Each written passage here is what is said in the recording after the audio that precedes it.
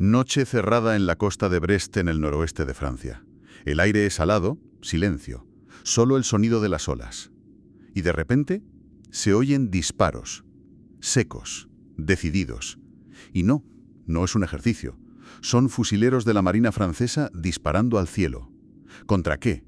Contra unas pequeñas sombras que se mueven sobre uno de los lugares más secretos y protegidos del país, la base de submarinos nucleares. Hoy vamos a analizar a fondo un suceso que, a primera vista, podría parecer un incidente local, pero que en realidad abre una ventana a las nuevas tensiones que recorren Europa. La fuente principal que tenemos sobre la mesa es un informe muy detallado de la agencia EFE que narra este encuentro.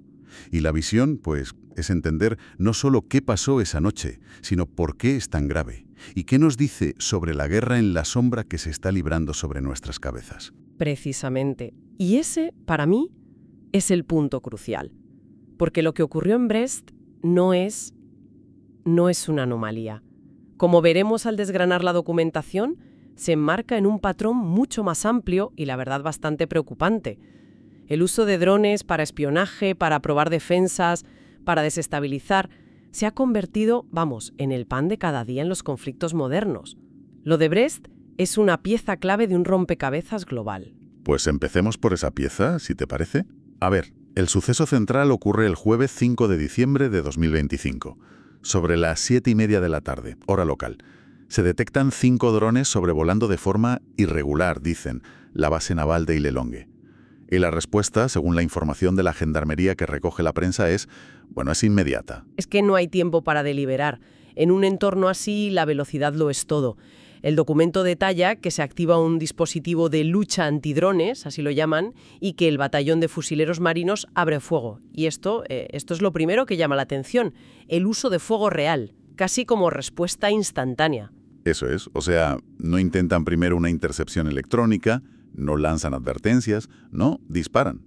Y eso nos lleva a una pregunta interesante sobre las opciones que tenían. En un lugar tan sensible, lleno de tecnología y, de material nuclear, ¿disparar no es un riesgo en sí mismo? ¿No sería más seguro intentar hackearlos o interferir su señal? Es un cálculo de riesgos fascinante. Por supuesto que existen sistemas de guerra electrónica, lo que se conoce como soft kill. Básicamente interfieres la señal del dron para obligarlo a aterrizar o a volver a su base. Pero estos sistemas, tienen sus propios problemas. Primero, no son infalibles. Hay drones militares diseñados para resistir justo esas interferencias. Y segundo, y quizás más importante en este caso, generar un pulso electromagnético potente cerca de la electrónica tan sensible de un submarino nuclear o de sus misiles es algo que te piensas 2 veces, ¿eh?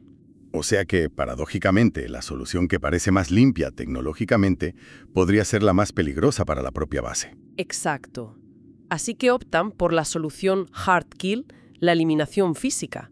Esto nos dice que la amenaza que percibieron era tan inminente y tan grave que el riesgo de una bala perdida era menor, que el riesgo de dejar que ese dron siguiera sobrevolando la base un solo segundo más.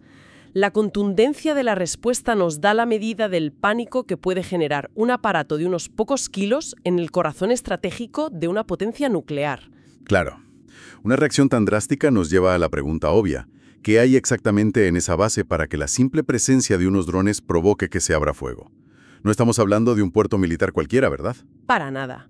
Île-et-Longue es, y no exagero, el lugar más importante para la defensa estratégica de Francia. Como bien señala el análisis que manejamos, es el puerto base de los 4 submarinos nucleares lanzamisiles del país. Y ojo, no son submarinos de ataque convencionales. ¿Cuál es la diferencia fundamental? Pues la diferencia es su misión. Estos submarinos son la columna vertebral de lo que Francia llama su force de frappe, su fuerza de disuasión nuclear.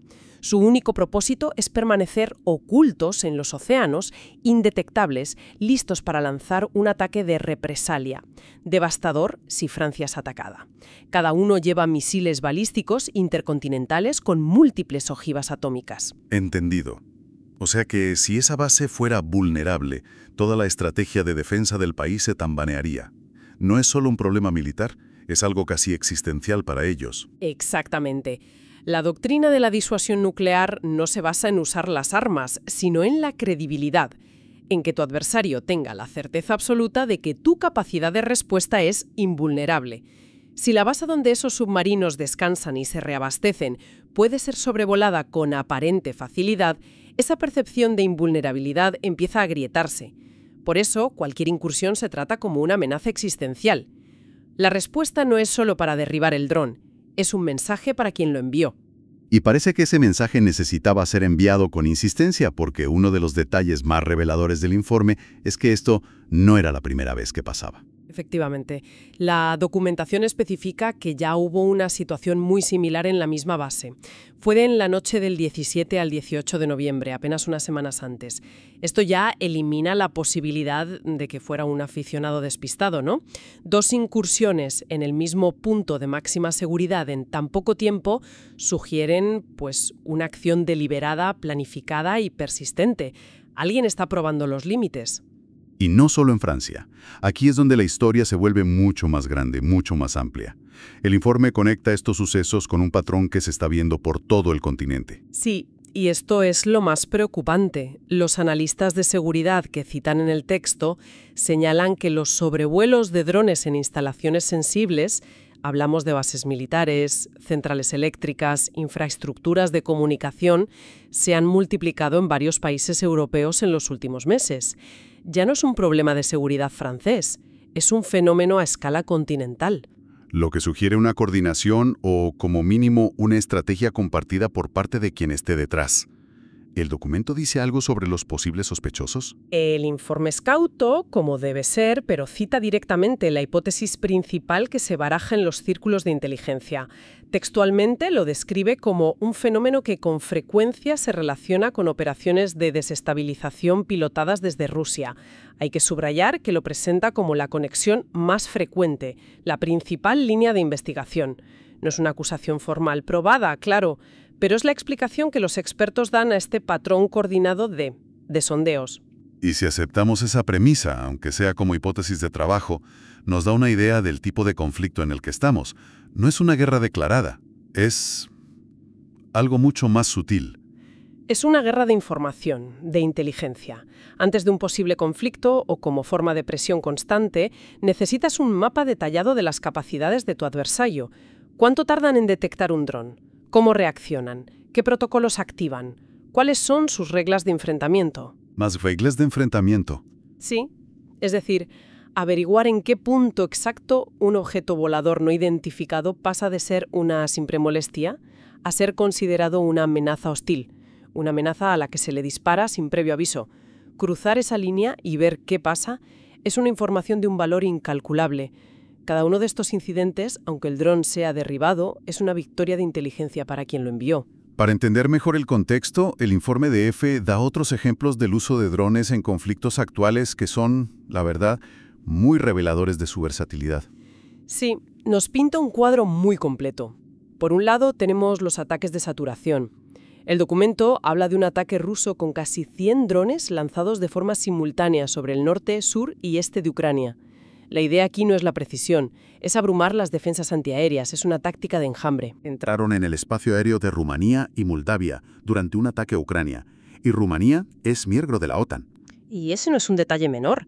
Hacer que un dron, aunque sea por unos minutos, cruce esa frontera es un mensaje deliberado. Es una forma de medir los tiempos de reacción de la alianza. Y, bueno, de recordarle a tu vecino que estás ahí, que sus fronteras son permeables a tu tecnología. Es pura guerra psicológica. También se habla de su uso en ataques de precisión, casi quirúrgicos, en lo más profundo del territorio enemigo. El ejemplo que se da es el de un dron ucraniano que impactó contra un rascacielos en Grozny, la capital de Chechenia. Ese incidente es muy significativo. Demuestra un alcance y una capacidad para eludir defensas aéreas muy sofisticadas. Lleva la guerra a la puerta de casa del adversario a lugares que se consideraban seguros. Y eso tiene un impacto moral y psicológico enorme en la población y en el liderazgo enemigo. Pero hay un último detalle en el informe que a primera vista parece casi cómico, pero tengo la sensación de que esconde algo mucho más profundo. Habla de que Rusia presume de usar escopetas para cazar drones ucranianos. ¿Esto es una simple anécdota o nos está diciendo algo más? Es una metáfora visual potentísima de la guerra moderna. La imagen es increíble. Una superpotencia militar con misiles hipersónicos y satélites recurriendo a un soldado con una escopeta como si estuviera cazando patos.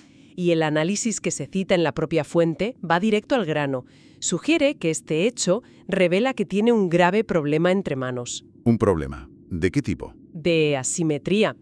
Indica una posible carencia de sistemas de defensa antiaérea de corto alcance más sofisticados, o bien que la cantidad de drones enemigos es tan abrumadora que los sistemas caros no dan abasto. Y tienen que recurrir a métodos casi rudimentarios. Una tecnología de muy bajo coste, como un dron comercial modificado, está obligando a una potencia militar a gastar recursos desproporcionados o a emplear soluciones improvisadas. Y en el proceso está revelando una vulnerabilidad estratégica. Entonces, si conectamos todos estos ejemplos con lo que pasó en Brest, el panorama queda muy claro. No fue un ataque con explosivos, pero encaja perfectamente en el manual de la guerra híbrida. Es que es un caso de libro. No disparas un misil, no infiltras un comando de fuerzas especiales, pero logras objetivos estratégicos clave. Obtienes información sobre tiempos de respuesta, protocolos de seguridad, capacidades de detección. Y todo ello con un coste bajísimo y, sobre todo, con un alto grado de negación plausible. Si el dron es derribado, es increíblemente difícil probar de forma fehaciente su origen estatal. Puedes decir que fue un particular, un error. Es la herramienta perfecta para operar en esa zona gris del conflicto internacional. Vale, hagamos un balance de lo que hemos desgranado. Partimos de un incidente con disparos en una de las bases nucleares más importantes de Europa. Hemos entendido que la importancia estratégica de ese lugar es absoluta. Es el corazón de la disuasión nuclear francesa. Y por eso la respuesta fue tan... La principal hipótesis, según la fuente, apunta a operaciones de desestabilización orquestadas desde Rusia para sondear las defensas de la OTAN.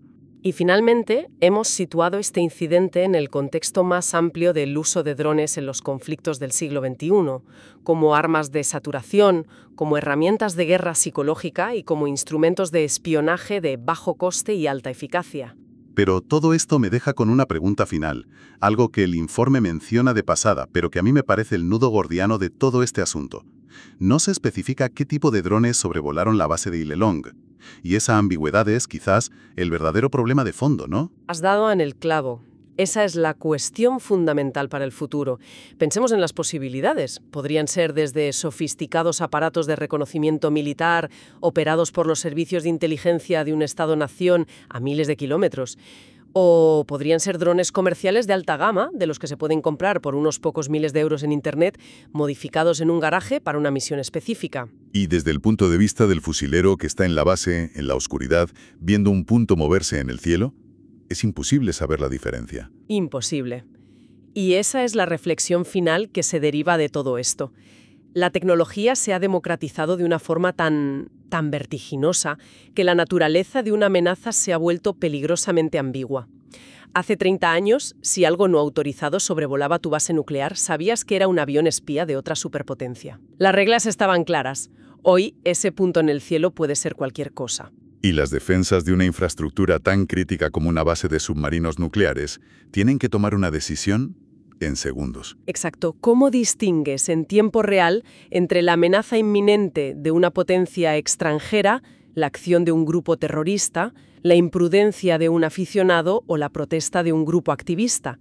La línea que separa una cosa de la otra se ha vuelto increíblemente borrosa. Y esa ambigüedad no es un efecto secundario no deseado, es en sí misma una nueva y potentísima arma en el arsenal del siglo XXI. La capacidad de generar una amenaza cuyo origen e intención son imposibles de determinar al instante es una forma de paralizar a tu adversario.